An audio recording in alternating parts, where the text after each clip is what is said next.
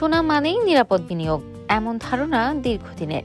কিন্তু সেই সোনার বাজারেই এখন টানা তৃতীয় সপ্তাহের মতো চলছে দরপতন।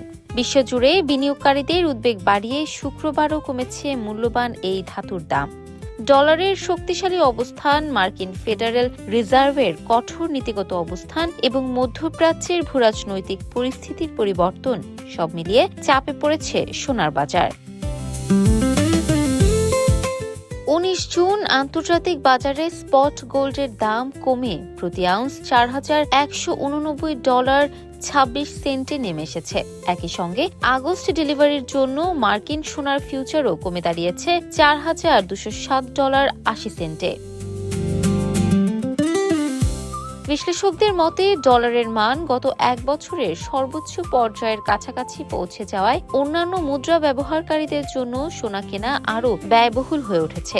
ফলে কমেছে চাহিদা, বেড়েছে বিক্রির চাপ। অন্যদিকে মধ্যপ্রাচ্যের পরিস্থিতিতেও এসেছে পরিবর্তন।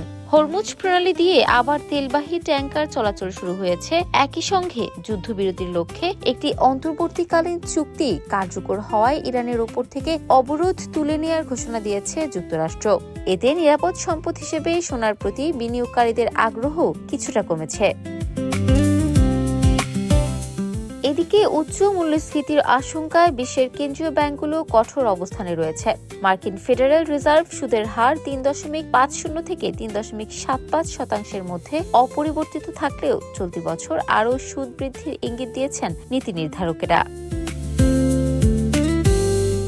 সিএমই ফেডওয়াচ টুলের তথ্য বলছে আগামী ডিসেম্বরের মধ্যে যুক্তরাষ্ট্রে সুদের হার বাড়ার সম্ভাবনা এখন 27%, যা আগে ছিল 61%। আর সুদের হার বাড়লে সাধারণত সোনার প্রতি বিনিয়োগের আকর্ষণ কমে যায়, কারণ এই ধাতু থেকে সরাসরি কোনো সুদ বা লভ্যাংশ পাওয়া যায় না।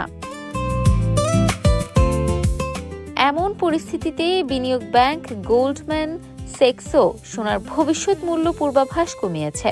প্রতিষ্ঠানটি ডিসেম্বরের জন্য সোনার লক্ষ্যমাত্রা $5,400 থেকে কমিয়ে $4,900 নির্ধারণ করেছে। বিশ্ববাজারের এই প্রভাব পড়তে পারে বাংলাদেশের বাজারেও। ইতিমধ্যেই বাজুস নতুন মূল্য তালিকা প্রকাশ করেছে। বর্তমানে দেশে 22 ক্যারেট সোনার প্রতি ভরি বিক্রি হচ্ছে $2,32,930 টাকায়। ফলে আন্তর্জাতিক বাজারে দরপতন অব্যাহত থাকলে দেশের বাজারেও সোনার দাম কমার সম্ভাবনা উড়িয়ে দেওয়া যাচ্ছে না। ইফাত আর আইরিন, ক্যাম্পাস টাইমস।